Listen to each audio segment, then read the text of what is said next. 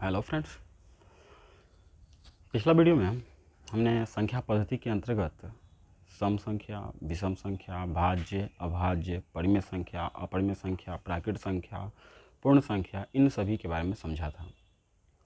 तो जिन विद्यार्थियों ने पिछला वीडियो को नहीं देखा है पहले उनको देख लें, ताकि आगे जो आपका सिलेबस जब स्टार्ट करेंगे तो उसमें आपको सुविधा होगी उसको समझने और सीखने में।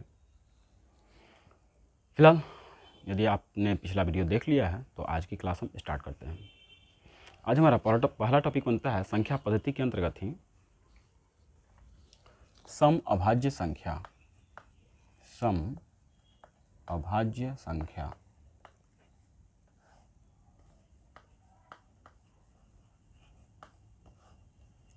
इवन और प्राइम दोनों है इसमें।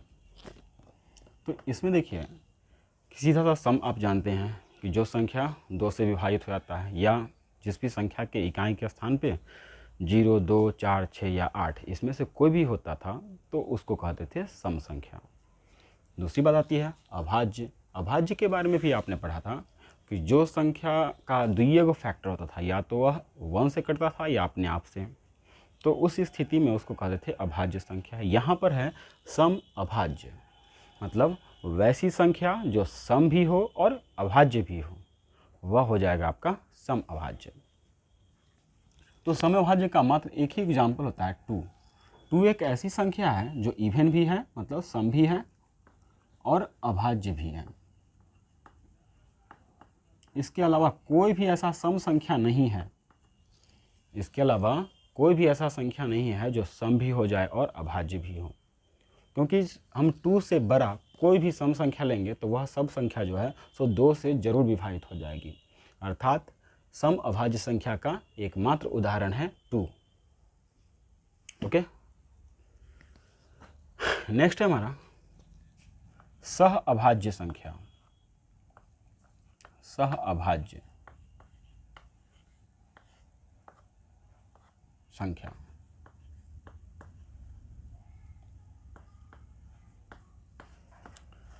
क्या है? को प्राइम नंबर। को प्राइम नंबर में है कि इसमें होगा क्या चीज़ कि आपको संख्या जोड़े में दिया जाएगा। मतलब कि यदि 2 संख्या दिया जाए, मतलब संख्याओं का वैसा युग्म, जैसे कि मान लीजिए हम लेते हैं 5, 6 या मान लीजिए कि 3, 5 ही ले लें, तो इस प्रकार की संख्या को यदि देखें तो दोनों संख्या का उभयनिष्ठ गुणनखंड, उभयनिष्ठ मतलब कि जो दोनों को काटने वाला, एक के अलावा कोई अन्य आपको नहीं मिलेगा। केवल एक ऐसा संख्या जिससे 5 भी कट जाएगा और 6 भी कटेगा। इसके अलावा कोई भी ऐसा संख्या नहीं है जिससे ये दोनों कट जाए। तो इस प्रकार की जो संख्या, जैसे इसमें भी देखिए 3 और 5 दोनों जो है 1 के अलावा किसी और से नहीं कटेगा। तो इस प्रकार के मतलब संख्याओं का युग्म, युग्म मतलब जोड़ा, संख्याओं का ऐसा जोड़ा जो एक के जिसका उभयनिष्ठ गुणनखंड हो जो है तो केवल 1 होगा। मतलब कि संख्याओं का वैसा युग्म जो एक के अलावे किसी अन्य संख्या से विभाजित नहीं होता हो, या ऐसी बात को आप कह सकते हो संख्याओं का ऐसा युग्म जिसका उभयनिष्ठ गुणनखंड 1 के अलावा कोई अन्य न हो सके, सह अभाज्य संख्या कहलाता है। तो इसमें आपका इस प्रकार की संख्याएं हो जाएगी।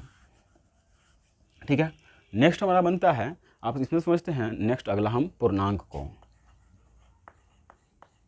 पूर्णांक इंटीजर।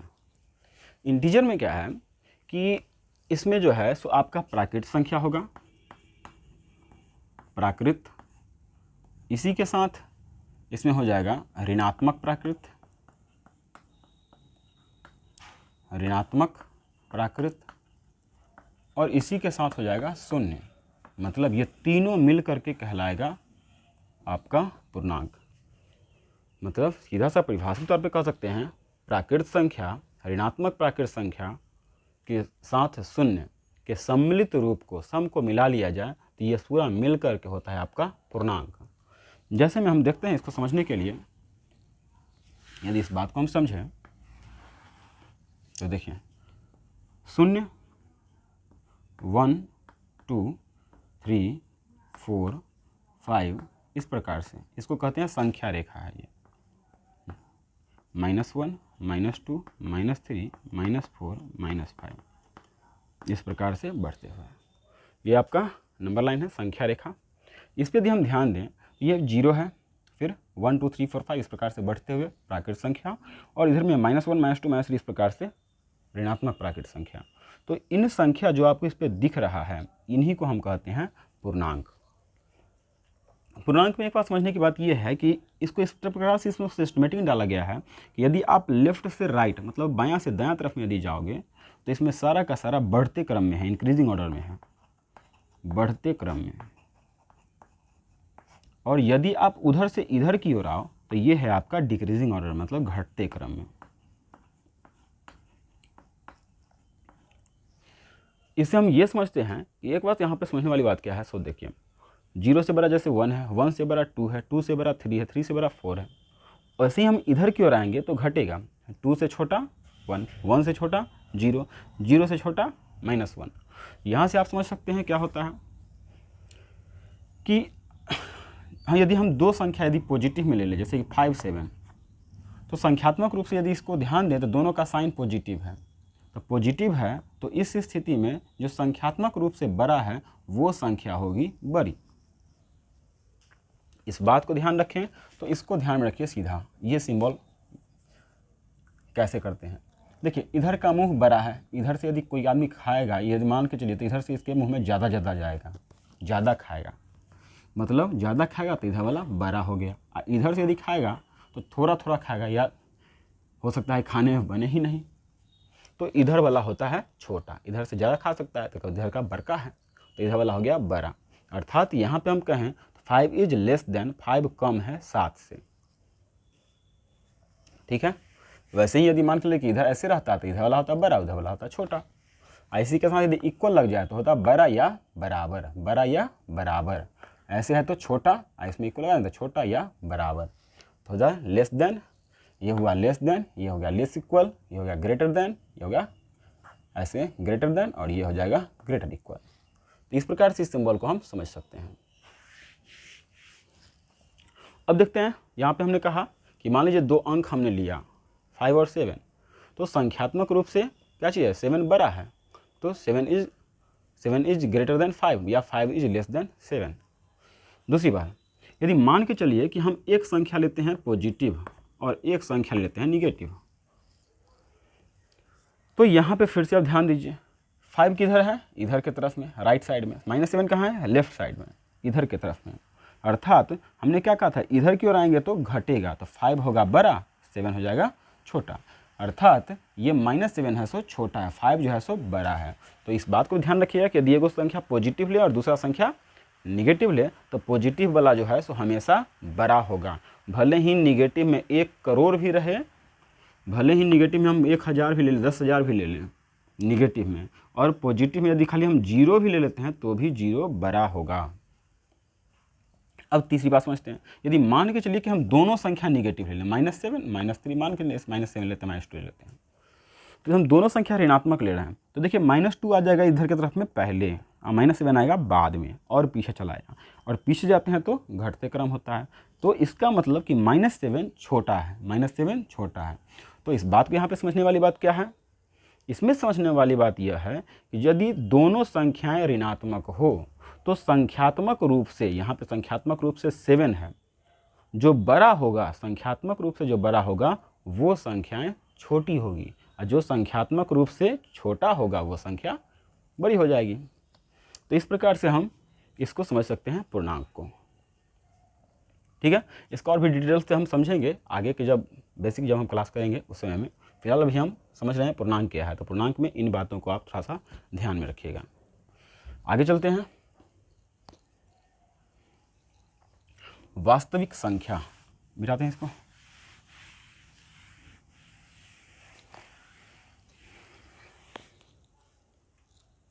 नेक्स्ट है वास्तविक संख्या, रियल नंबर। इसमें क्या है रियल नंबर में कि इसमें परिमेय और अपरिमेय ये दो होता है। परिमेय और अपरिमेय के सम्मिलित रूप को हम कहते हैं वास्तविक। मतलब वास्तविक में परिमेय भी आ जाएगा और अपरिमेय भी हो जाएगा। परिमेय में क्या था, तो परिमेय के अंतर्गत जो भी आपने पढ़ा था प्राकृत संख्या, ये भी परिमेय में आएगा। सम संख्या पढ़ें या पूर्ण संख्या पहले पढ़े थे तो ये भी अपरिमेय है। सम संख्या आपने पढ़ा, ये भी परिमेय है। फिर विषम पढ़ा तो ये भी परिमेय है। प्राकृत पढ़ रहे हैं, पूर्ण है, सम है, विषम है, सब के सब परिमेय हैं।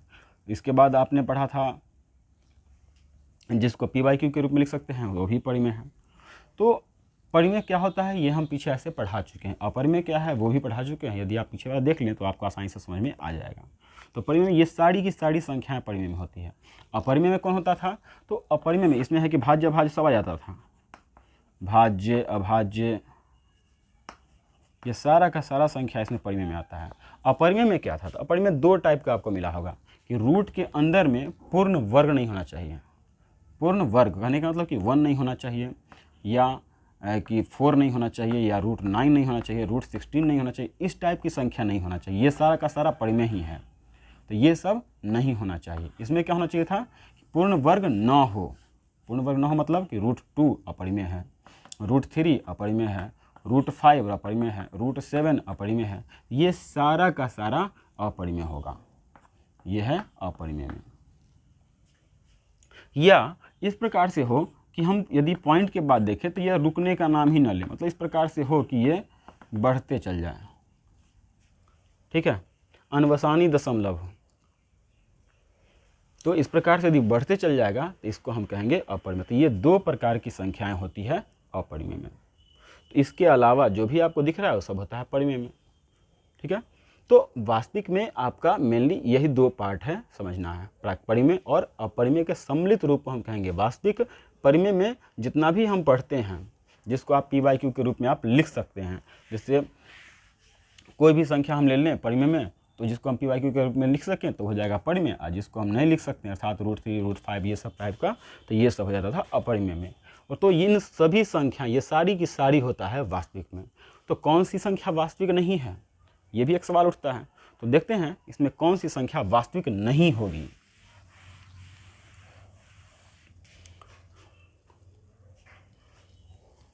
वास्तविक नहीं हो मतलब वास्तविक नहीं मतलब काल्पनिक है। तो देखिए इसमें कौन सी संख्या आती है, मतलब वास्तविक नहीं है। इसे डायरेक्टली कह लो काल्पनिक संख्या, काल्पनिक संख्या। इसमें हम कह सकते हैं वास्तविक न होने वाली संख्या, वास्तविक न होने वाली संख्या।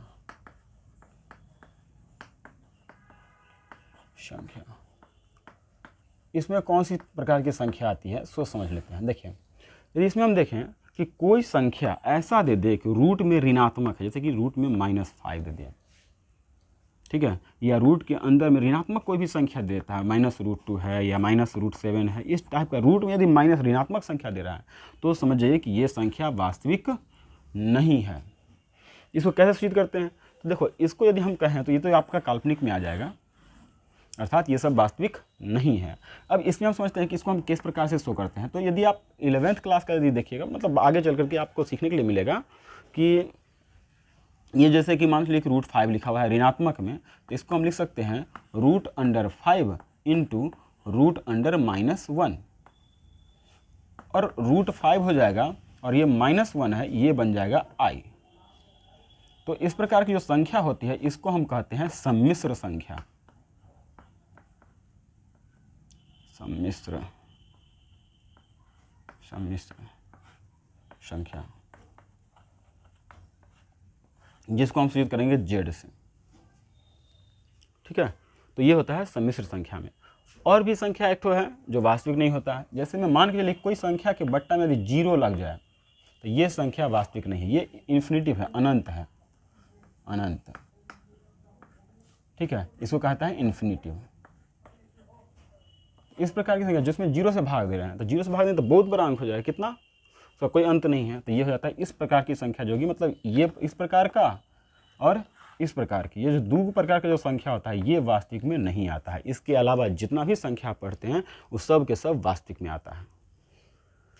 ठीक है, ओके। तो आज का क्लास हम समाप्त करते हैं। नेक्स्ट क्लास में हम विभाज्यता के नियम को समझेंगे। ओके, विभाज्यता के नियम को समझ लेना है। तो आप लोग रेगुलर होकर के वीडियोज़ को देखते रहें ताकि आपको एक बेसिक ज्ञान प्राप्त हो सके गणित से संबंधित। तब तक के लिए गुड बाय।